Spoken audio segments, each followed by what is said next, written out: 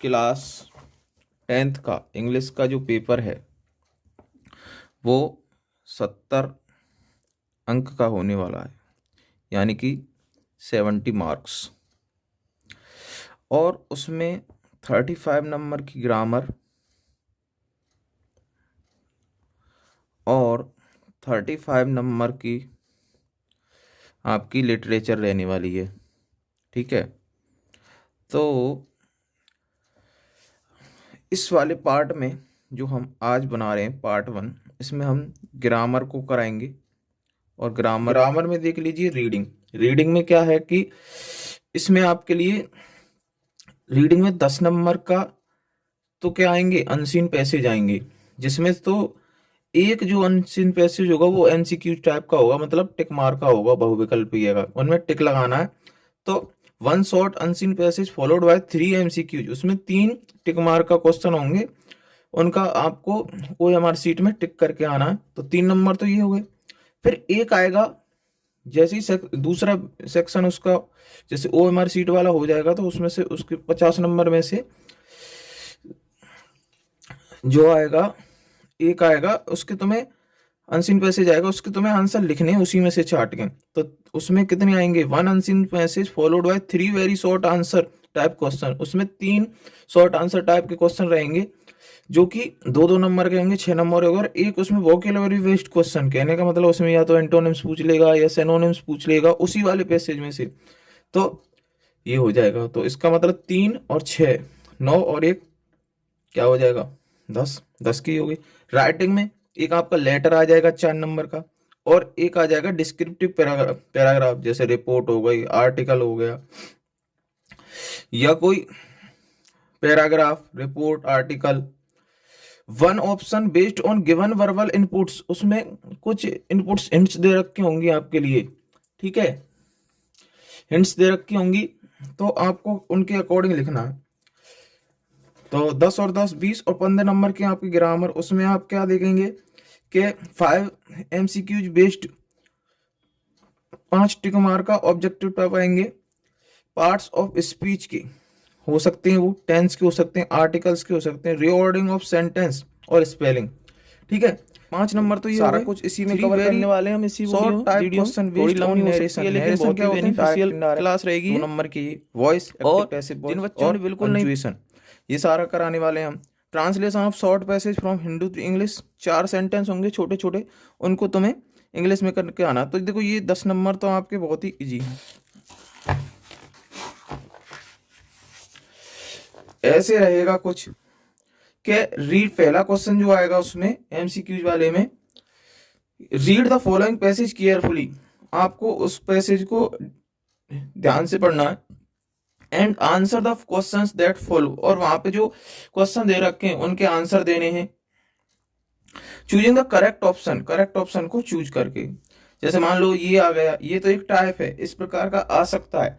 आपको क्या है कि आपको उसको करते समय क्या ध्यान रखना है, how to solve comprehension passage. Comprehension का मतलब होता है समझ, उस पैसेज को समझ करके कैसे सॉल्व करना है। रीड द पैसेज, तो उसमें टॉपिक तुम्हें ये ध्यान रखना है, क्या पॉइंट ध्यान रखना, read the passage carefully but quickly, उसको ध्यान से पढ़ो, थ्रू आउटली बट क्विकली, जल्दी से पढ़ो। ठीक है, आराम से थोड़ा सा समझ के। The relevant details should be focused on, और जिसमें डिटेल दे रखी है उन पर थोड़ा सा फोकस रखते चलो। रीड द क्वेश्चन केयरफुली, लेकिन क्वेश्चन को बड़े ध्यान से पढ़ना है। Go through all the question, all the option, सारे ऑप्शनों को देखना है, क्योंकि हमारा पहले हम कौन सा कर रहे हैं, एमसीक्यूज वाला टाइप का वाला, टिक मार्का वाला, तो उसके ऑप्शंस को देखना कौन सा हो सकता है। फिर उसके बाद रीड द पैसेज अगेन, दोबारा उस पैसेज को पढ़ो, so as to find the correct option, जिससे कि आपको ऑप्शन का पता चल जाए। चलो पहला हम प्रैक्टिस कर लेते हैं। तो पहला इसमें देखिए ये वाला आया आपका 2023 में। ठीक है, इसको हम प्रैक्टिस बेस पे ले रहे हैं, जरूरी नहीं कि यही आ जाए। ठीक है, तो मैं इंपॉर्टेंट इसमें से कुछ कराने वाला हूं। जैसे एक तो ये सुभाष, आपके पास अगर विद्या होगी, विद्या हमारी यूपी में बहुत ज्यादा चलती है, विद्या और एक अवतार, मैं दोनों में से कराऊंगा। तो ये पहला वाला हम कर लेते हैं as a practice base. Subhash Chandra Bose was a great leader of India, कहने का मतलब हमसे पहले से आइडिया हो गया कि हमें ये किसके बारे में है, सुभाष चंद्र बोस के बारे में है। Subhash Chandra Bose was a great leader of India, Subhash Chandra Bose India के एक ग्रेट लीडर थे। अब यहाँ आप ये कहेंगे कि सर आपको तो अर्थ आता है, हमको नहीं आता, तो आपको समझने की कोशिश करनी है, ठीक है। ऐसा नहीं है कि पूरा ही आपकी समझ में आ जाएगा, तो आपको समझने की कोशिश करनी है उसको। जो जो आपकी समझ में आ जाए, घबरा नहीं है, टिक करके आना है, ठीक है। क्योंकि आप टिक करके आएंगे, इसमें कोई नेगेटिव मार्किंग तो होती नहीं है कि आपका नंबर कट जाएगा। और पढ़ेंगे तो उसको, आप पैसेज को पढ़ेंगे तो चांस है 80% के सही जाए। चलिए तो देखते हैं। Subhash Chandra Bose was a great leader of India. Subhash Chandra Bose Bharat के एक महान नेता थे।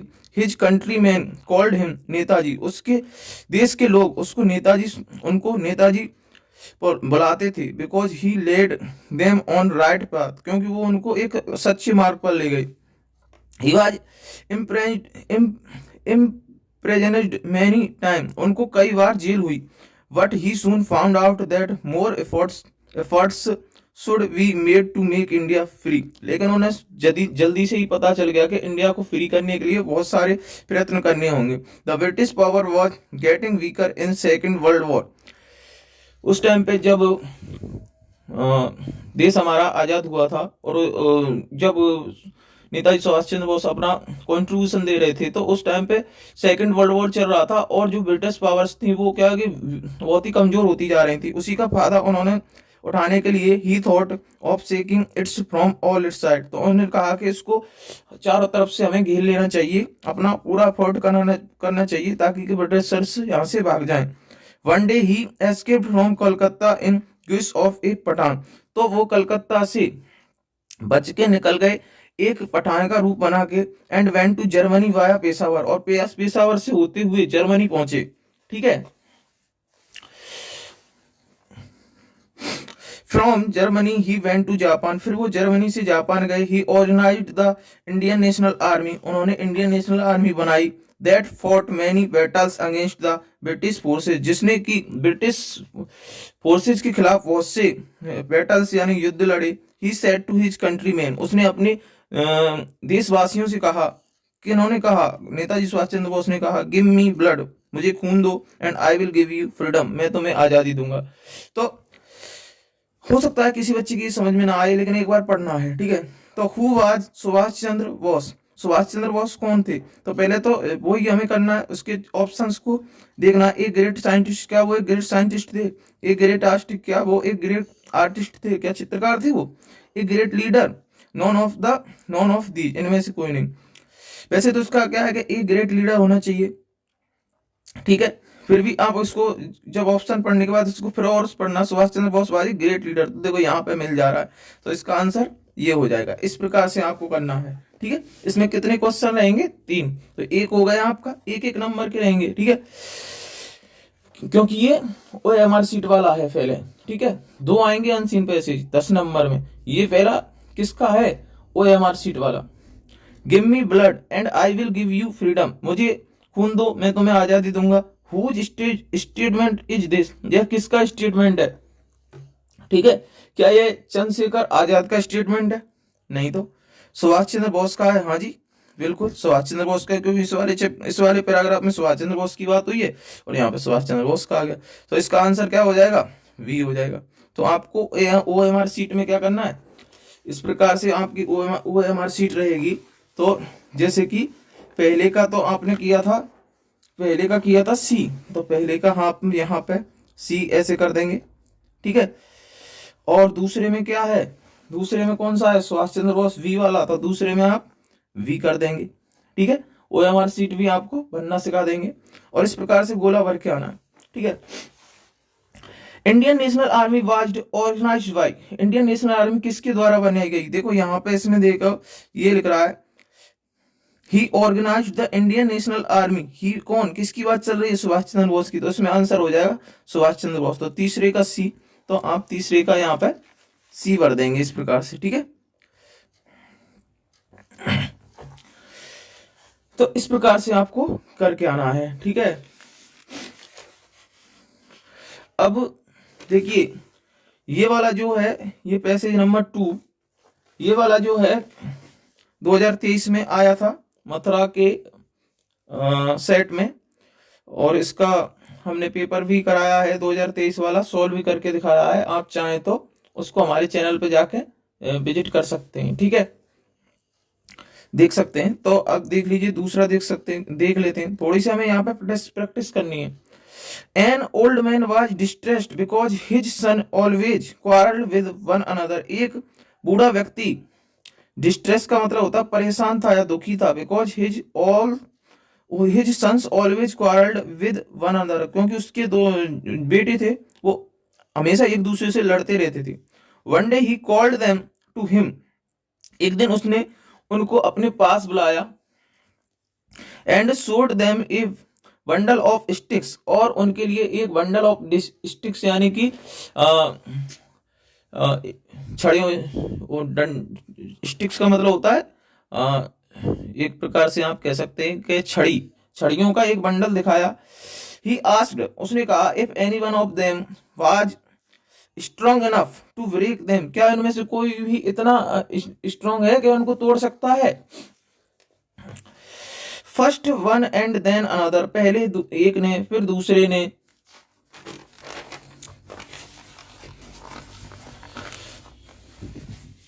ट्राइड, कोशिश की, बट दे ऑल फेल्ड, लेकिन वो सभी फेल हो गए।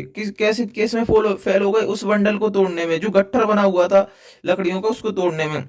ही देन अनटाइड द बंडल, तब उसने उस बंडल को खोल दिया। किसने? बूढ़े व्यक्ति ने। एंड टोल्ड देम, और उनसे कहा, to break each stick separately, क्या हर एक छड़ को अब अलग अलग तोड़े। दिस दे डिड इजीली, यह उन्होंने आसानी से कर दिया। क्या कर दिया? अलग अलग डंडी कर दी थी तो उनको अलग अलग तोड़ दिया। And all the sticks were soon broken into pieces, और सभी छड़ी थी वो टूट गई पीसेज में, टुकड़ों में। थस ही टॉट देम, तब उसने उनको सिखाया। किसने सिखाया? बूढ़े व्यक्ति ने लड़कों को सिखाया। क्या? That they would be strong, United का मतलब अगर इकट्ठे रहेंगे एक साथ तो वो स्ट्रांग रहेंगे। But disunited they would always be weak, लेकिन अगर वो इकट्ठे नहीं रहेंगे, मतलब अनेकता में रहेंगे, एकता से नहीं रहेंगे, तो वो क्या हो जाएंगे? वीक हो जाएंगे। ये हमने पढ़ लिया। अब वो ये क्या आपको यहाँ पे तीन क्वेश्चन दिए रहेंगे, उनका ऑप्शन आपको देखना है कि कौन सा फिट बैठ रहा है, ठीक है। N old man was distressed because, एक बूढ़ा व्यक्ति परेशान था, तो देखो इसका यहीं से आपको मिल जाएगा। यहां से देखो, N old man was distressed because his son always quarrelled with one another, तो इसका इस वाले ऑप्शन को हम ढूंढेंगे फिर कि an old man was distressed because his sons quarrel sometimes with him, उससे लड़ते थे, नहीं ये तो नहीं होगा। His sons quarrel with their friends, अपने दोस्तों से लड़ते थे, ये भी नहीं होगा। His sons always quarrelled with one another, हाँ बिल्कुल यही हो जाएगा, ठीक है।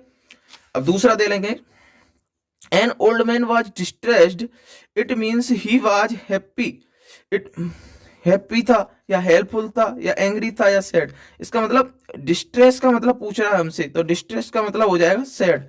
विच word in the passage is opposite of weak, weak का अपोजिट क्या होता है? तो पैसेज में आया था, देखो यहाँ पे आप ढूंढने की कोशिश करेंगे। वीक का मतलब तो क्या हो गया? कमजोर। अब कमजोर का क्या हो जाएगा? कमजोर का हो जाएगा शक्तिशाली या मजबूत। तो इसमें देखना है कि इसका आएगा, देखो यहां से ऑप्शन देख लेते हैं, distress, quarrel, strong, disunited. Strong होगा, देखो कहां पे आया है स्ट्रॉन्ग, ये रहा स्ट्रॉन्ग, ठीक है, तो ये स्ट्रॉन्ग हो जाएगा। तो इस प्रकार से आप ये समझ पाए कि उसमें आपको टिक करके आना है, ठीक है।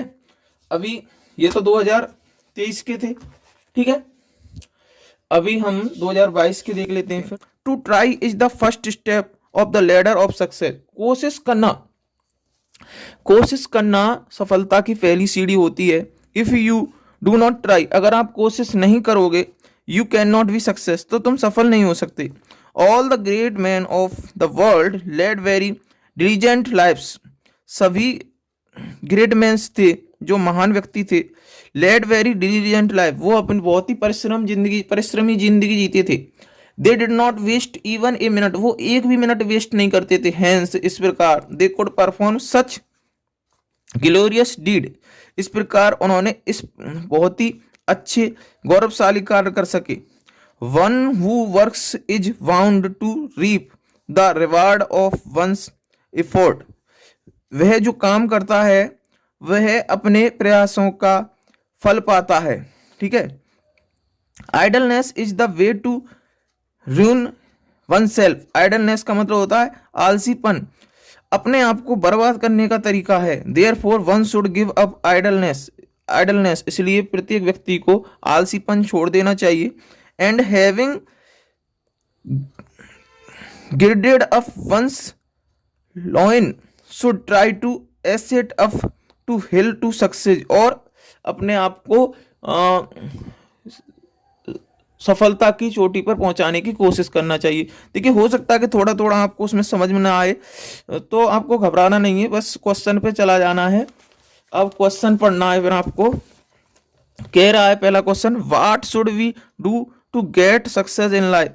तो क्या पहले इसका क्या करेंगे हम। देखिए,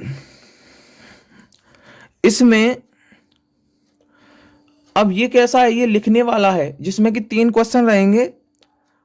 देखो 1 2 3 4, 3 तो रहेंगे 2-2 नंबर के, एक ये 2 नंबर का, ये 2 नंबर का, ये 2 नंबर का और ये 1 नंबर का।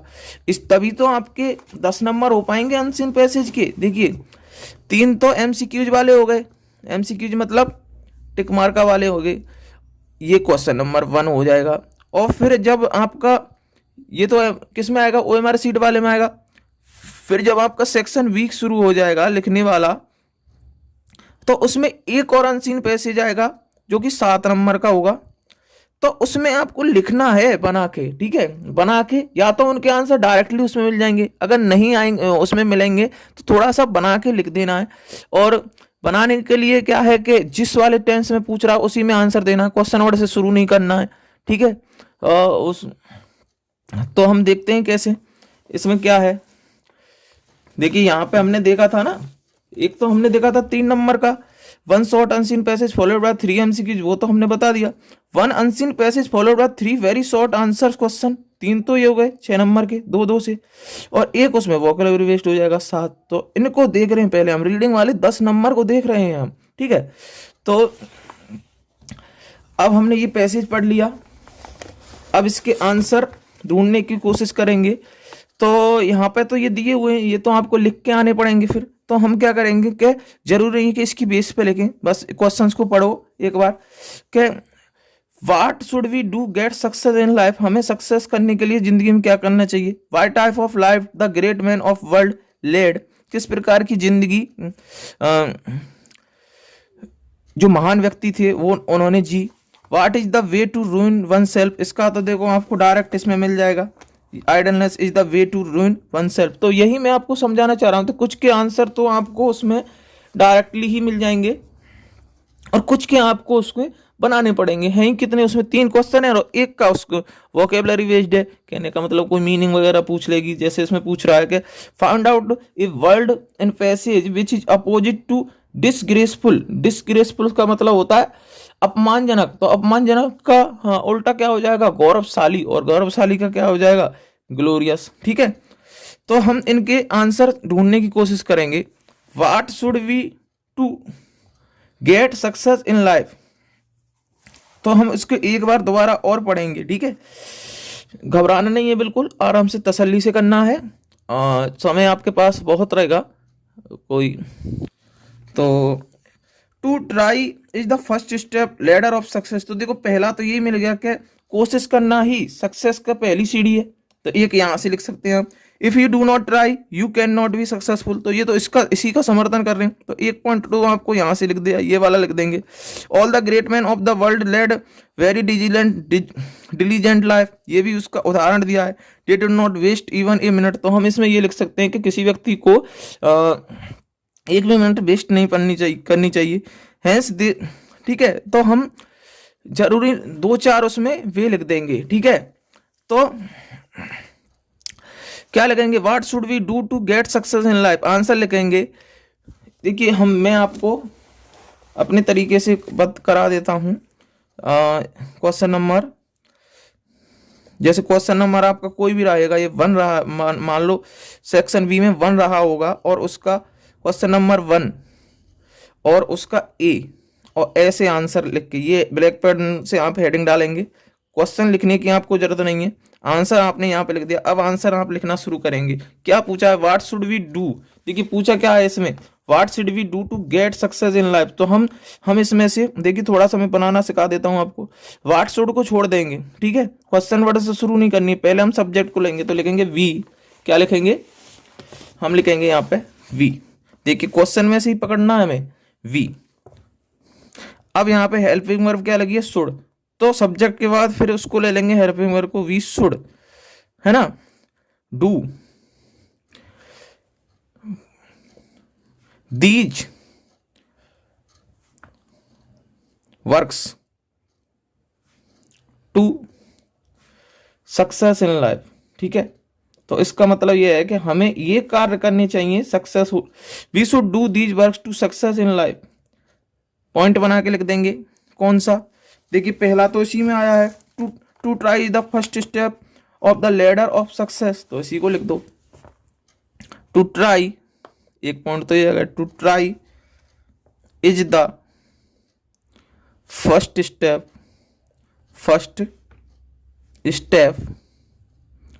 ऑफ, कहां से लिख रहे हैं हम, यहां से लिख रहे हैं, to try is the first step of the ladder of success, of the ladder of success, ठीक है। एक तो पॉइंट यहां से मिल गया, और पूरा पढ़ते जाएंगे उसमें से।